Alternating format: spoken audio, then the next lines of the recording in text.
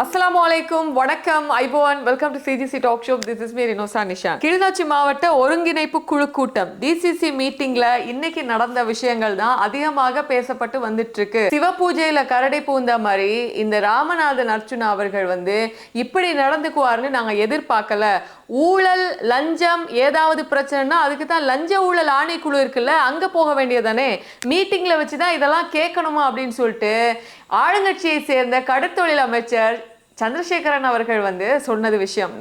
இன்னைக்கு கிளிநொச்சி மாவட்ட ஒருங்கிணைப்பு குழு கூட்டம் பாத்தீங்கன்னா கிளிநொச்சி மாவட்ட செயலகத்தின் திறன் விருத்தி மண்டபத்துல இன்னைக்கு நடந்திருந்துச்சு. இதுல நாடாளுமன்ற உறுப்பினர் ஸ்ரீதரன் அவர்கள், இளங்குமரன் அவர்கள், அமைச்சர் ராமலிங்கம் சந்திரசேகரன் அவர்கள், நாடாளுமன்ற உறுப்பினர் ராமநாதன் அர்ச்சுனா அவர்கள் நிறைய பேர் கலந்துக்கிட்டாங்க. அதுக்கப்புறம் இவங்க ரெண்டு பேரும் சத்தம் போட்டு சண்டை போடுற மாதிரி, கடற்தொழில் அமைச்சர் அப்படியே கையை பிடிக்கிற மாதிரி, நீங்க வெளியேறுங்கன்னு சொன்ன மாதிரியும் சில காணொளிகள் பார்த்தோம். சரி, என்னடா நிஜமா என்னதான் நடந்துச்சு அப்படின்னு பார்க்கும் பொழுதுதான் ஓகே இதுதான் நடந்திருக்கு அப்படின்னு தோணுது. அதாவது லஞ்சம் எடுத்தவங்களை பிடிப்போம், ஊழல் வாங்கினவங்களை பிடிப்போம் அப்படின்னு நீங்க வந்தீங்க, கடைசியில் உங்களுக்குள்ளேயே லஞ்சம் ஊழல் எல்லாம் நடந்துட்டு இருக்கே, இதை யாரு கேள்வி கேட்பா அப்படிங்கிறதான். நான் இந்த காணொலியில ராமநாதன் அர்ச்சுனா அவர்களுக்கு சார்பா பேசுறேன்னு நினைக்க வேணாம். இங்க நடந்ததை நான் சொல்றேன். அந்த மனுஷன் இன்னைக்கு அந்த மீட்டிங்ல உட்காந்து 7 ஃபைல் எடுத்துட்டு போய் சொல்றாரு, என்கிட்ட 7 ஃபைல் இருக்கு. திருவையாறு அப்படிங்கிற பகுதியில் அமைச்சர் லால்காந்த் அவர்களினால் மேற்கொள்ளப்பட்ட தென்னை செய்கை விநியோகத்தில் தென்னங்கன்றுகள் நட்டப்பட்டு, கச்சான் மரங்கள் அதாவது ரெட்ட கஜூர்களையா இதெல்லாம் நாட்டப்பட்டு, இதுக்கு உரம் போட்டது, அதுக்கப்புறம் இத்தனை தென்னை மரங்கள் நாட்டது, இத்தனை ஏக்கர்ல நாட்டப்பட்டது அப்படின்னு சொல்லிட்டு கவர்மெண்ட் நிறைய காசு செலவு பண்ணிருக்கு. ஆனா அங்க ஒரு கச்சான் மரமும் இல்ல, தென்னை மரமும் இல்ல. இதெல்லாம் எங்க போச்சு? அப்ப கவர்மெண்ட் இதுக்கு செலவு பண்ண காசு என்னத்துக்கு செலவு பண்ணாங்க, அந்த காசு எங்க, மரங்கள் எங்கன்னு சொல்லி அவர் கேட்கிறாரு. இப்ப என்னன்னா, பொதுவா அவர் பிரச்சனைக்காக போகல. நான் ஃபுல் வீடியோ பார்த்தேன். என்னன்னா, இப்படி ஒண்ணு இருக்கு, என்ன கொஞ்சம் பேச விடுங்க, இப்படி ஒண்ணு நடந்திருக்கு, இதுக்கு நீங்க பதில் சொல்லுங்க அப்படின்னு சொல்லி கேட்கிறாரு. அப்ப என்ன பண்ணணும்னா, அதுல யார் ஒருத்தர் சொல்றாங்க, நான் கொஞ்ச நாள் கழிச்சு நாங்க பதில் சொல்றோம்னு சொல்றாங்க. அப்போ ராமநாதன் அர்ச்சுனா அவர்கள் சொன்னது என்னன்னா, இல்லை இப்படித்தான் நடந்திருக்கு, நீங்க இதை கொஞ்சம் பாருங்க அப்படின்னு சொல்லிட்டு சொல்லும் பொழுது அவர் புகைப்படத்தோட காமிக்கிறாரு. நீங்க சொன்ன இடம் கவர்மெண்ட் இதுக்கு ஃபண்ட் பண்ணிருக்கு, காசு நிறைய மில்லியன் கணக்கில் கோடி கணக்கில் செலவு பண்ணிருக்கு. ஆனால் அங்க மரமும் இல்லை, எதுவும் இல்லை, செடியும் இல்லை, கச்சான் செடியும் இல்லை. இதுக்கு தான் நான் கேள்வி கேட்கிறேன்னு சொன்னோடனே பிரச்சனை பெருசா மாறி மாவட்ட ஒருங்கிணைப்பு குழு கூட்டத்துக்கு வந்தவங்க எல்லாம் வெளியே போடான்னு சொல்லிட்டு ராமநாதன் அர்ச்சுனாவை விரட்டி, அதுக்கப்புறம் போலீசார் இவரை கூட்டிட்டு போக, இப்படி அல்லோல கல்லோலமானது இன்னைக்கு டிசிசி மீட்டிங். இதுல இந்த மீட்டிங்க்கு வந்தவங்க எல்லாம் நடந்துகிட்ட விதத்தை பார்க்கும்போது பயங்கரமா கோபம் வந்திருக்கும். நான் உங்களுக்கு ஒரு காணொலி காமிக்கிறேன் பாருங்க. லாஸ்டா என்ன ஆச்சு அப்படின்னு சொல்லும் பொழுது ராமநாதன் அர்ச்சுனா அவர்களுக்கும் சந்திரசேகரன் அவர்களுக்கும் நடந்தது.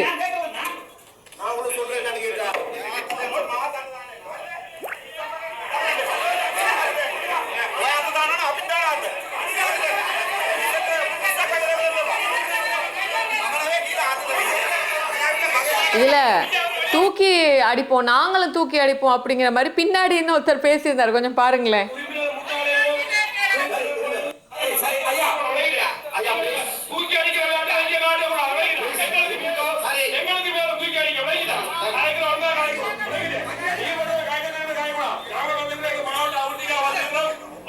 நாங்கள் மாவட்ட அபிவிருத்திக்காக வந்திருக்கோம், அந்த கூட்டத்துக்காக வந்திருக்கோம்.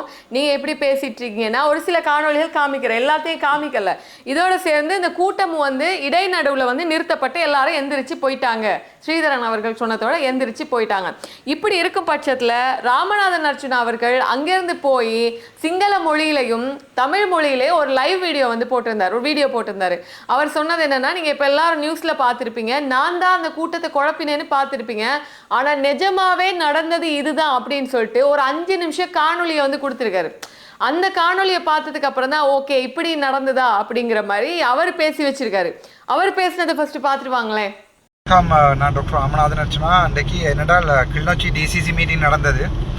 அதில் ஒரு சில பிழையான தகவல்கள் போடப்பட்டிருக்கிறது. அதை நினைக்க தான் சரியான கவலையாக இருக்கு. என்றால் போலீஸாரினால் ராமநாதன் அர்ச்சுனா வெளியேற்றப்பட்டார்னு சொல்லி ஒரு நியூஸ் ஒன்று போட்டிருக்க தான் போட்டு தான் நான் இந்த வீடியோவை மீடியாவுக்கு அனுப்ப ஒன்று பார்த்தேன். நான் இன்றைய தினம் கிளிநொச்சியில் நடந்த இந்த ஒருங்கிணைப்பு குழு கூட்டத்தில் அமைச்சர் லால்காந்த் அவர்களால் கிளிநொச்சி திருவையாறு பகுதியில் ஆரம்பித்து வைக்கப்பட்ட தென்னை முக்கோண தென்னையோ சதுர தென்னையோ தெரியல தென்னை திட்டத்தின் கீழே கச்சான் பயிர் செய்கைக்கும் அதே நேரத்தில் இந்த தென்னை பயிர் செய்கைக்கும் இடையில் இவங்கள் கிட்டத்தட்ட மில்லியன் கணக்காக பாவிச்சு அந்த ப்ரோக்ராம் ஒன்று நடந்தது. அமைச்சர் லால்காந்தை கூப்பிட்டு நடந்தது. ஆனால் தற்சமயம் அந்த இடம் தென்னை பயிர் செய்யப்பட்ட இடம் இருக்கிற விதம் இப்படி தான் இருக்கிறது. இன்றைக்கு நேற்றுக்கு எடுத்த படம் அதில் சிறுவர்கள் வந்து விளையாடி கொண்டு இருக்கிறாங்க. அங்கே எந்த தென்னை கன்றுகளோ எந்த தென்னை பயிர் செய்யுமோ நடக்கையில் அங்கே மிகப்பெரிய ஊழல் நடந்திருக்குது. மிகப்பெரிய அரச நிதி பாவிக்கப்பட்டிருக்கிறது. தென்னங்கன்றுகள் கொடுக்கப்பட்டிருக்கிறது. இதுதான் இப்போது இருக்கிற அந்த இடத்தினுடைய படம். ஸோ இந்த விடயம் தொடர்பாக இன்றைக்கு கிளிநொச்சியில் நான் கதைச்சேன்னா அதை விட என்னிட்ட கிட்டத்தட்ட 7 ஃபைல் இன்றைய தினம் முறைப்பாடாக எனக்கு பொதுமக்கள் அனுப்பியிருந்தவர்கள் இந்த விடயங்களை கதைக்க சொல்லி, அதாவது வந்து இதில் இரணமடு கமக்கார அமைப்புகள் ரெஜிஸ்ட்ரேஷன் சம்பந்தமான ஊழல்கள் மற்றது இந்த தித்வா புயல்னால ஆறு மெப் பண்ணி அந்த ஆறு வந்து தித்வா புயலால் பாதிக்கப்பட்ட கள்ளக்காணிகளை அந்த இதில் மெப் பண்ணி ஆத்தையை மெப் பண்ணி அதுக்கு பேர்களை போட்டு இந்த தித்வா புயலால் கொடுக்கப்பட்ட காசுகளை வந்து பிரேசேலத்தோட மற்றது எங்களோட ஜிஏ உட்பட எல்லாருமே வந்து இதில் பணம் சூறையாடப்பட்டிருக்கிற என்கின்ற விடயம் எனக்கிட்ட எழுத்து மூலமாக பிரதேச மக்களிடமிருந்து கிடைச்சது. ஸோ அது தொடர்பாக நான் கேட்கின்ற விடயத்தில் அமைச்சர் சந்திரசேகர் வந்து ஊழலை கேட்க வேண்டிய ஒருவர், ஊழலுக்கு எதிராக நடவடிக்கை எடுத்து இந்த விஷயத்தை இளஞ்ச ஊழல் ஆணைக்குழுவுக்கு கொண்டு போக வேண்டிய ஒருவர் அந்த விடயத்தை கதைக்கீழாண்டு நடத்தார். அதோட அங்கே நின்று ஏற்கனவே கமக்கார அமைப்புகளுடைய எனக்கு கொடும்பாவி எரிச்சாக்கள் இன்றைக்கு திட்டமிட்ட ரீதியில் ஜிஏஆல பிளான் பண்ணி அவர்களெல்லாம் உள்ளுக்குள்ள எடுக்கப்பட்டு முறைப்பாடு செய்யப்பட்டவர் வெளியில் விடப்பட்டு இன்றைக்கு அந்த திட்டம் வந்து ஒரு சின்ன ஒரு பிளானோட அரங்கேறி இருந்தவர்கள். அது தொடர்பாக நான் இந்த 7 முறைப்பாடுகளும் இதில் நான் பொது வழியில் கேட்டுதான் தீருவேன் என்கின்ற போது அந்த கமக்கார அமைப்புகள் ஒரு சில பிரதேச செயலாளர்கள் அவர்களுக்கு தான் இந்த முறைப்பாடுகள் இருக்குது. கள்ளமாக அந்த தித்வா புயல் காசை அடித்தது தொடர்பாக முறைப்பாடு இருக்கிறது. அதற்காக அவர்கள் கத்திக்குளர்ன நேரத்தில் இந்த பிரச்சனை வந்து அங்கே ஆரம்பிக்கப்பட்டது. அதற்கு பிறகு இது வந்து போலீசார் வந்து அந்த நேரத்தில் இவர் எங்களுடைய அமைச்சர் சந்திரசேகர் வந்து அந்த கூட்டத்தை அவர்களுடைய குழப்பங்களை வந்து நிப்பாட்ட முடியாமல் தடுமாறி கொண்டிருந்தவர். அதுக்கு பிறகு என்ன பக்கம் வந்து என்னுடைய மைக்கை கேட்டார் தர சொல்லி நான் மைக்கை கொடுத்தேன். என்னுடைய இருந்தது முதலாக இருந்த மைக் முழு வீடியோவை போடுறதுக்கு சில ஊடகங்கள் வந்து உதாரணத்துக்கு சில பேரை சொல்லியில் ஒரு கேவலங்கட்ட ஊடகங்கள் ஒரு மக்களுக்காக போராடி மக்களுடைய ஊழல் தொடர்பாக கதைக்கும் போது பிளபிளையாக நியூஸ்களை போட்டு அதில் வியூஸை கூட்டுவதற்காக இது ஒரு கேவலங்கட்ட ஊடகங்கள் நான் கதைக்க விரும்பல. ஆனால் சூரியன் எஃப்எம்ல ஒரு நம்பிக்கை இருந்தது. சூரியன் எஃப்எம்னுடைய ஊடகவியலாளர் மூத்த ஊடகவியலாளர் எனக்கு பழக்கம். அவருக்கு தான் இந்த வீடியோ நான் அனுப்புகிறேன். ஸோ நான் அதற்கு பிறகு நான் சொன்னேன் இல்லை நான் இந்த 7 விடயங்களையும் இங்கே கேட்டு தான் தீருவேன். இந்த 7 ஊழல்கள் அதாவது இன்னொரு இடத்துல வந்து ஒரு பாலம் ஒன்றை கட்டியிருக்கிற பிரேசவன் 2000 அதை நான் கதைக்க விரும்பல, நான் ஊழலையே கொடுக்குறேன். ஆனால் அந்த பாலம் தொடர்பாக நான் கேட்டபோது முத்து சிவமோகன் என்கிறவருடைய வீட்டுக்கு போகிறதுக்குரியதான் அந்த பாலத்தை கட்டியிருக்கிறார்கள். ஒரு ஆற்று மறைச்சு அந்த பாலத்தை கட்டி எந்த நீர்ப்பாசன திணைக்கள் அந்த அனுமதி இல்லாமல் கட்டப்பட்ட போது நான் அந்த அனுமதிகள் எங்கே யாருடைய காசுக்கு செலவழிக்கப்பட்டது 35 லட்சம் செலவழிச்சிருக்கிறார்கள் என்று கேட்கப்பட்ட போது நீர்ப்பாசன திணைக்களத்தில் இருந்து வந்தவர்கள் மற்றது இந்த விவசாய திணைக்களிலிருந்து வந்தவர்கள் வந்து கத்திக்குளறி ஆர்ப்பாட்டம் செய்து இதெல்லாம் இங்கே கேட்கலாது, அரசு ஊழியர்களை கேட்கலாது. அதே நேரத்தில் எங்களுடைய அரசாங்க அதிபர் அவருக்கு என்ன பேர் முரளிதரன் கூட இல்லை இதில் நீங்க கேட்குற எல்லாம் கேட்கலாதீங்க என்று அவர் எனக்கு ஆர்டர் பண்ணுற அளவுக்கு மக்களுடைய பிரதிநிதி எனக்கு வந்து வளமையா ஜிஏண்டா எல்லாரும் பயப்படுறது தானே. முரளிதரன் நினைச்சாரு ஜிஏண்டா அர்ச்சுனா பயந்துருவான். ஸோ அதை நான் கேட்கின்ற போது அமைச்சர் சந்திரசேகரோட சேர்ந்து மைக்கை பிடிங்கின போது நான் இவர் வந்து என்னுடைய ஃபைல்களை எடுத்து அறிய வழிகிட்டவர் அமைச்சர் சந்திரசேகர். அந்த நேரத்தில் நீ ஒயாத்து தானோ மமத்தாத்து தானோன்னு நான் எழும்புகின்ற போது எங்களுடைய அமைச்சருடைய காவாலி ஒன்று பின்னால நின்று அமைச்சருடைய இந்த ஒரு பொட்டையன் அமைச்சர் சந்திரசேகருடைய காவாலி ஒன்று அமைச்சருக்கு பின்னால் என்ன தள்ளி விடுற அந்த வீடியோக்களை நீங்க பார்க்கலாம். அந்த இடத்துக்கு நாங்கள் காவாலி வேலை செய்ய மாட்டோம். ஆனால் இந்த காவாலி அமைச்சர் சந்திரசேகர் சொல்றான் பொம்பளை பிள்ளைகள் மாதிரி காவாலியில கொண்டு பின்னால வச்சு எங்களை அடிக்கிற வேலையில வச்சிருக்க வேண்டாம். இந்த தக்கடிகளை இந்த காவாலியில கூட்டி கொண்டு அவர் என்ன பின்னால என்னோட கை வைக்கிறார். வீடியோ நீங்க எடுத்து பாருங்க. இதுகளை சரியா போட இல்லாத இந்த ஊடகங்களை எனக்கு என்ன சொல்றேன்னு தெரியல. பட் இதுதான் நடந்தது. விரும்பினார்கள் இந்த உண்மையை போடலாம்.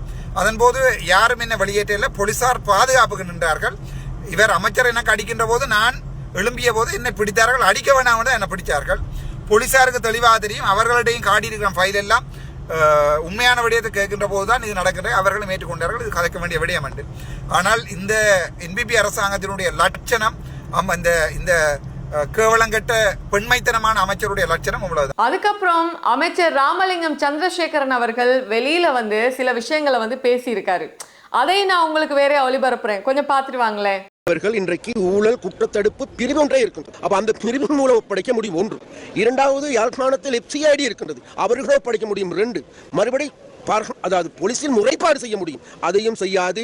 FCIDக்கும் செய்யாது.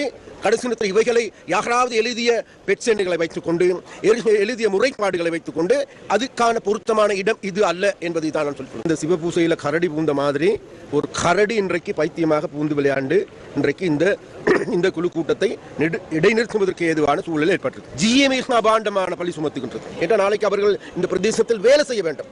அது மாத்திரமல்ல, இவ்வாறான ஒரு கேடுகட்ட நிலைமைக்கு இன்றைக்கு இந்த கிளிநொச்சி அபிவிருத்தி குழு கூட்டத்தை தள்ளப்பட்டிருக்கின்றது. இந்த அபிவிருத்தி குழு கூட்டம் என்பது ஒரு நீதிமன்றம் அல்ல. இவைகளை விசாரணை செய்வதற்கோ அல்லது லஞ்ச ஊழலை பிடிப்பதற்கோ இந்த இடம் அல்ல.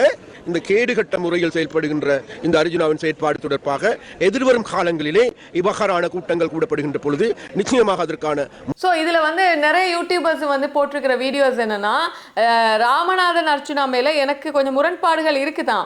ஆனா இன்னைக்கு வந்து அவர் வந்து சில உதாரணங்கள், சில ஆதாரங்கள், சில பொருட்கள், அதாவது ஃபைல்ஸா எடுத்துட்டு போயிருந்தாரு. அந்த ஃபைல்ஸ்ல நிறைய விஷயம் இருந்துச்சு, இவங்க வாசிச்சு கூட காமிக்க விடல.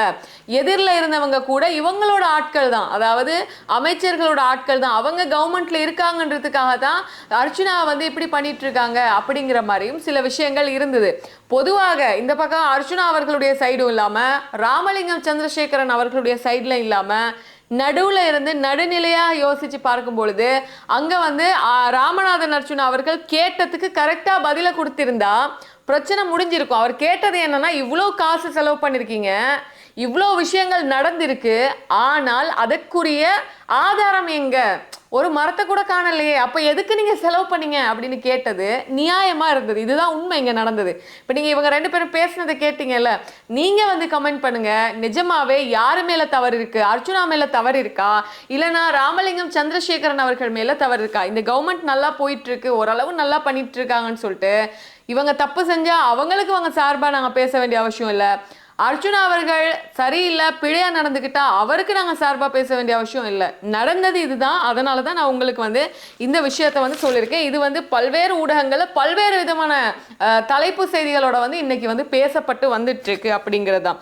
சரி, இப்படி இருக்கும் பட்சத்தில் நம்ம நாட்டு பிரதமர் ஹரிணி அமரசூரி அவர்கள் வந்து கட்டாரினுடைய முன்னாள் அமீர் அவர்கள் மறைந்ததற்காக இரங்கல் தெரிவிப்பதற்காக கட்டாருக்கு போயிருந்து கட்டாரினுடைய தலைநகர் தோஹாவில் உள்ள லுசைல் அரண்மனைக்கு போயிட்டு இப்போது இருக்கக்கூடிய அமீரை மீட் பண்ணி, அவர்களுடைய தாயாரை மீட் பண்ணி, அவர்களுடைய முன்னாள் மறைந்த அமீர் அவர்களுடைய புதல்விகளை வந்து மீட் பண்ணி இரங்கலை தெரிவிச்சுட்டு இன்னைக்கு காலையில் நம்ம ஸ்ரீலங்காவுக்கு வந்திருக்காங்க அப்படிங்கிற ஒரு கதையும் வெளியாகி இருக்கு. இப்படி இருக்கிற பட்சத்தில் இன்னைக்கு ஒரு நல்ல விஷயமும் நடந்திருக்கு. என்னன்னா, நம்ம நாட்டில் இருக்கக்கூடிய 4.18 மில்லியன் பாடசாலை மாணவர்களுக்கு சீனா 2027ஆம் ஆண்டுக்கான வெள்ளை யூனிஃபார்ம், அதாவது சீருடைக்கான பாடசாலை சீருடைக்கான துணியை வந்து வழங்குவதாக இன்னைக்கு வந்து சொல்லியிருக்காங்க. இதுக்கான உத்தியோகபூர்வ சான்றிதழ் பரிமாற்றம் வந்து நேற்று பத்திரமுள்ள இசுருபாயவில் உள்ள கல்வி அமைச்சு வளாகத்தில் நடந்தது. இந்த செய்தி இன்னைக்கு வந்திருக்கு. 2027ஆம் ஆண்டுக்கான 4.18 மில்லியன் பாடசாலை மாணவர்களின் முழுமையான சீருடை தேவை பூர்த்தி செய்யப்பட்டுள்ளது. இதற்காக 10,820 மில்லியன் மீட்டர் அளவிலான சீருடை துணியை வந்து சீன அரசாங்கம் இலங்கைக்கு முற்றிலும் இலவசமாக வழங்குவதாக உறுதி அளிச்சிருக்காங்களாம். சீன தூதுவர் ஷி ஜென்ஹோங், உயர்கல்வி தொழிற்கல்வி அமைச்சின் செயலாளர் நாலக்க கலுவவ வந்து இந்த நிகழ்வுல இருந்ததாக சொல்லப்படுது. 2026ஆம் ஆண்டுக்கான வெள்ளை சீருடை துணியையும் அவங்க தான் கொடுத்துருந்தாங்க. 2025ஆம் ஆண்டுக்கான துணியையும் அவங்க தான் கொடுத்ததாக சொல்லப்படுது. இன்னைக்கும் நம்ம நாட்டில் ஒரு சில விபத்துகள் ஏற்பட்டது நம்ம பார்க்கக்கூடியதாக இருந்தது. விபத்துக்கள் ஏற்படுவதற்கு காரணம் கவனமின்மை, போதையில் வாகனத்தை ஓட்டுதல், ஒழுங்காக வாகனத்தை பராமரிக்காமை, அதிகூடிய வேகம். எப்போவுமே நாங்கள் சொல்றது ஒன்று தான், நீங்கள் வண்டி எடுத்து டிரைவ் பண்ணும்போது உங்களை நம்பி ஒரு குடும்பம் இருக்கு அப்படின்னு சொல்லிட்டு டிரைவ் பண்ணுங்க அப்படிங்கிறது தான். நீங்க என்ன நினைக்கிறீங்க? கீழே கமெண்ட் பண்ணுங்க. Good night.